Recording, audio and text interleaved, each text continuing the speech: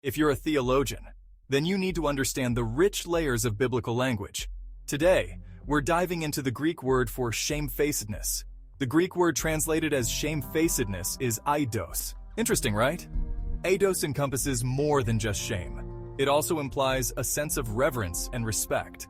In classical Greek literature, Aidos described a powerful mix of humility and awe. This isn't just about feeling ashamed. It's about an inner moral quality that governs behavior. It's a deep, respectful awareness of what is right and honorable. Let's see how Aidos is used in Scripture. In 1 Timothy 2:9, women are encouraged to dress with Aidos, modesty, and propriety. It's about more than appearance. It's about embodying a respectful attitude that honors God and others. Understanding Aidos helps us grasp the full depth of biblical teachings on humility and respect. It challenges us to live with an inner sense of moral integrity. So next time you read about shamefacedness, remember it's not just about shame. It's a profound blend of humility, respect, and reverence. Thanks for joining us on this theological journey. Don't forget to like, subscribe, and share for more in-depth explorations of biblical terms. See you next time.